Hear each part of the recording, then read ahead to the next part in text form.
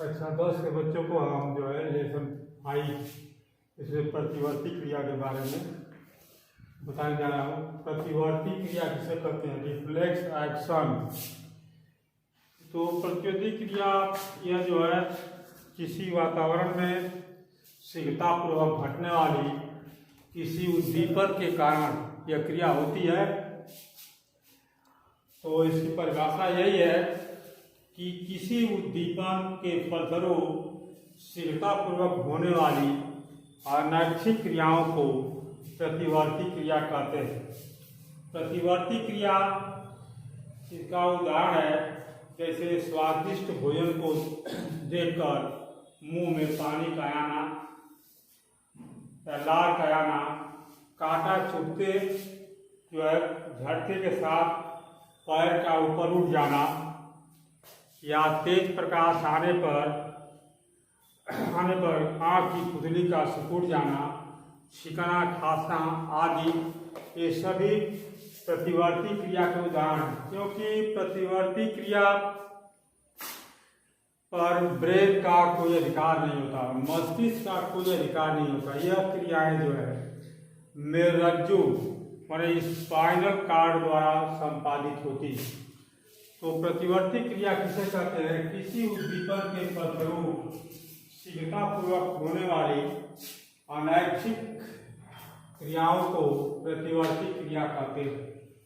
अब इसकी टाइप्स, प्रतिवर्ती क्रियाओं के प्रकार, टाइप्स ऑफ रिफ्लेक्स एक्शन। तो ये प्रतिवर्ती क्रियाएं दो प्रकार की होती है। एक नंबर प्रतिबंधित प्रतिवर्ती क्रिया, दो नंबर सरल या अनुबंधित प्रतिवर्ती क्रिया। अब इसकी डिफिनेशन परिभाषा जो है कि प्रतिबंधित प्रतिवर्ती क्रिया किसे कहते हैं? क्योंकि ये क्रियाएं जो है मानव के अंदर वंशागत कुछ ऐसे लक्षण होते हैं, हेरिडिटी पर बताया जाएगा आप लोगों को कि वे जन्मजात होते हैं, माने जनक से संतति में ट्रांसफर होते रहते हैं हमेशा, है ना। कुछ इस तरह के रोग भी होते हैं। तो ये प्रतिबंधित प्रतिवर्ती क्रियाएं किसे कहते हैं?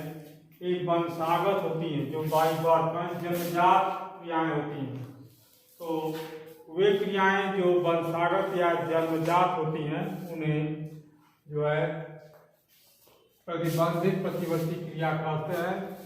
2 नंबर है, तो इस क्रिया का 2 नंबर सरल या अनुबंधित प्रतिवर्ती क्रिया। वे क्रियाएं जो जन्मजात एवं वंशागत नहीं होती, ये जो है सीखने या प्रशिक्षण द्वारा प्राप्त की जाती है। आदमी इसको सीखता है, जन्म लेने के बाद जो सीखता है या किसी के द्वारा सिखाने पर इसको ग्रहण करता है। तो वे क्रियाएं जो सीखने या प्रशिक्षण द्वारा प्राप्त की जाती हैं उन्हें अनुबंधित या सरल प्रतिवर्ती क्रिया कहते हैं। जैसे खांसना।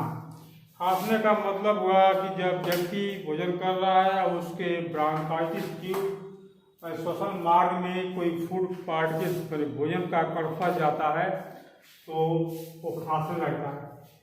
ये जितनी भी क्रियाएं हैं सब स्पाइनल कॉर्ड द्वारा नियंत्रित होती हैं। स्पाइनल कॉर्ड का मेरुरज्जु बताए थे कि सेंट्रल नर्वस सिस्टम के 2 घटक होते हैं, ब्रेन और स्पाइनल कॉर्ड। तो ये जो प्रतिवर्ती क्रिया है यह मेरुरज्जु द्वारा संचालित होती है, ये नियंत्रित करती है। इस तरह से यह मेरुरज्जु जो है इन क्रियाओं पर नियंत्रण करके मस्तिष्क के कार्यभार को कम करता है। तो छिकने से भी होता है, ऐसा होता है कि जब श्वसन मार्ग में कोई रुकावट आती है तो लंग्स जो है वह दबाव के साथ वायु को बाहर निकालता है। लार स्राव, किसी चीज को देख करके मुंह के अंदर से लार टपकने लगती है। ये सभी जो है अनैच्छिक क्रियाएं जो मेरुरज्जु द्वारा नियंत्रित होती है। पलक झपकना, किसी तेज प्रकाश के आने पर आँख की पुतली का झपकना जो है यह प्रतिवर्ती क्रिया का उदाहरण है। सरल अनुबंधित प्रतिवर्ती क्रिया का उदाहरण है। तो इस तरह से जो है प्रतिवर्ती क्रिया किसे कहते हैं, यह क्रिया कितने प्रकार की होती है आप लोग को हम बता दिए। इसके बाद इसका महत्व क्या है, प्रतिवर्ती क्रिया का महत्व। तो क्योंकि यह क्रिया जो है प्रतिवर्ती क्रिया यह मेरुरज्जु द्वारा संपादित होती है और अतः इसलिए मस्तिष्क का कार्यभार कम हो जाता है। ये प्रकृति में तुरंत शीघ्रतापूर्वक घटित होने वाली क्रिया होती है। इस क्रिया में जो है किसी दुर्घटना को रोकने की व्यवस्था नहीं होती है, सहायता नहीं मिलती है। तो इसमें प्रतिवर्ती क्रिया का महत्व हो गया। इसके बाद अंतःस्रावी तंत्र। अंतःस्रावी तंत्र क्या है कि मानव के अंदर नर्वस सिस्टम तंत्रिका तंत्र के बारे में पढ़ाया गया है। तो इस तंत्रिका तंत्र के अतिरिक्त मानव में एक और तंत्र है जो रासायनिक पदार्थों द्वारा स्रावित होता है, नियंत्रित किया जाता है, उसे अंतःस्रावी तंत्र कहते हैं। और इसके अंदर जैसे ग्लैंड, ग्रंथियां, तो ग्रंथियां जो है मानव शरीर के अंदर एक ग्लैंड्स होती हैं, छोटी थैलियां होती हैं जिनके अंदर से हार्मोन्स का स्राव होता है। और ये स्राव, ये हार्मोन्स जो है उन ग्रंथियों से निकलकर शरीर के विभिन्न भागों में पहुंचकर अपना काम करते हैं। तो ग्रंथियां किसे कहते हैं, इस शरीर में पाए जाने वाली वे छोटी छोटी थैलीनुमा रचनाएं होती हैं जो हार्मोन्स का स्राव करती हैं, उन्हें ग्रंथियां कहते हैं। ग्रंथियों के प्रकार, तो ग्रंथियां जो है ये कई तरह की होती है, 3 तरह की होती है। एक नंबर बहिस्रावी ग्रंथियां। क्योंकि मानव शरीर के अंदर ये ग्रंथियां जो है शरीर के ऊपरी भाग में स्थित होती हैं। क्योंकि ये नलिका युक्त होती हैं, ग्रंथियों से हार्मोन्स निकलकर नलिकाओं के माध्यम से शरीर के विभिन्न भागों में पहुंचकर अपना कार्य करते हैं। तो इस प्रकार की ग्लैंडों को, इस प्रकार की ग्रंथियों को हम जो है बहिस्रावी ग्रंथियां कहते हैं, जो नलिका युक्त होती हैं। 2 नंबर अंतःस्रावी ग्रंथियां। क्योंकि ये ग्रंथियां जो है शरीर के भीतर कुछ गहराई में स्थित होती है जो नलिका विहीन होती है। इनमें जो है हार्मोन्स रुधिर के माध्यम से शरीर के विभिन्न भागों में पहुंचकर कार्य करता है। तो इसकी परिभाषा हुई कि वे ग्रंथियां जो नलिका विहीन होती हैं, जिसमें हार्मोन्स रुधिर के माध्यम से जो है शरीर के विभिन्न भागों में पहुंचकर अपना कार्य करते हैं, उसे अंतःस्रावी ग्रंथियां कहते हैं। 3 नंबर है मिश्रित ग्रंथियां। मिश्रित ग्रंथियां, मिक्स्ड ग्लैंड्स क्या है, क्योंकि यह जो है एक तरह से यह बहिस्रावी ग्रंथि, लेकिन इसका कुछ भाग अंतःस्रावी भी होता है। तो इसकी परिभाषा वे ग्रंथियां जो बहिस्रावी या अंतःस्रावी दोनों प्रकार की होती है उसे मिश्रित ग्लैंड्स कहते हैं। इसके बाद अब बताएंगे थायराइड। थायराइड ग्लैंड्स क्या है। थायराइड ग्लैंड जो है एपिग्लॉटिस माने स्वर यंत्र के पास जो है गले में एक ग्रंथि है जिसको हम थायराइड ग्लैंड्स के नाम से जानते हैं।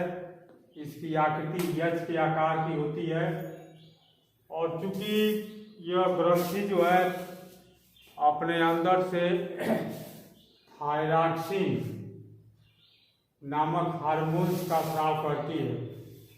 थायरॉक्सिन यह एक ग्रोथ हार्मोन है थायरॉक्सिन नामक हार्मोन्स का स्राव करती है। क्योंकि इस ग्रंथि में इस जो ग्लैंड है जो थायरॉक्सिन हार्मोन्स का स्राव करती है, इस थायरॉक्सिन हार्मोन्स में 65% आयोडीन की मात्रा होती है।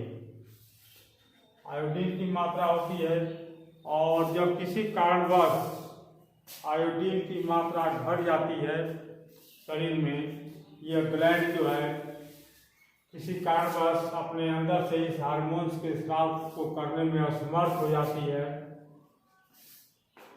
तो शरीर को जो है, शरीर के अंदर जब इस हार्मोन्स की कमी होती है तो आयोडीन की भी कमी होती है। तो उस अभाव में ग्लैंड फूल जाती है, जिसको ग्वाइटर या घेघा कहते हैं। देखते हैं कि कुछ व्यक्तियों का जो गला जो है फूला हुआ दिखाई देता है, वो आयोडीन की कमी के कारण, क्योंकि किसी कारणवश जब इसमें कोई रुकावट या बाधा पड़ती है या ग्लैंड जो है थायरॉक्सिन का हार्मोन्स नहीं कर पाती है या उस हार्मोन्स में आयोडीन की मात्रा की कमी होने लगती है, तो उस आयोडीन की कमी में के कारण जो है यह ग्रंथि जो है फूल जाती है, गला मोटा हो जाता है, उसे ग्वाइटर या घेघा कहते हैं। और किसी व्यक्ति में जो है जब इस हार्मोन्स माने थायरॉक्सिन हार्मोन्स का स्राव अधिक मात्रा में होने लगता है, तो उस अधिकता के कारण जो है उस व्यक्ति की के अंदर जो आँख है उसके आई बाल काफी निकल जाते हैं, माने आंखें जो है बड़ी दिखाई देती हैं, डरावनी देने लगती है। फिर आप थायराइड ग्रंथि के बारे में बताए हम कि यह थायरॉक्सिन, यह थायराइड ग्रंथि किसे कहते हैं, तो मानव के एपिग्लॉटिस माने गले के पास स्वरयंत्र के नजदीक एक एच आकार की, अंग्रेजी का जो एच अक्षर है, एच आकार की एक थैली नुमा रचना होती है जिसे थायराइड ग्रंथि कहते हैं। यह अपने अंदर से थायरॉक्सिन हार्मोन्स का स्राव करती है और इस हार्मोन्स में 65% आयोडीन की मात्रा होती है। और यह आयोडीन की मात्रा यदि किसी कारणवश कम हो जाती है, कम होने का मतलब यही है कि या तो उस थायरॉक्सिन हार्मोन्स में जो व्यक्ति पोषण ले रहा है और जो हार्मोन्स बन रहा है उस हार्मोन्स में इसकी मात्रा कम होने लगती है, या किसी कारणवश ग्रंथि उस हार्मोन्स का स्राव ही नहीं करती है, तो अब उस आयोडीन के कमी के कारण जो है यह गला फूल जाता है। और किसी में यह ऐसा होता है कि यह ग्रंथि जो है जितनी आवश्यकता है उस व्यक्ति में उस आवश्यकता से अधिक इस थायरॉक्सिन हार्मोन्स का स्राव करने लगती है, तो उसके आई बाल निकल जाते हैं, मैंने आँखें जो है बड़ी हो जाती है और रानी टाइप की दिखाई देती है। बस तो इतना हमको अगर जो है इस टॉपिक को आज हम बंद कर रहे हैं और अगले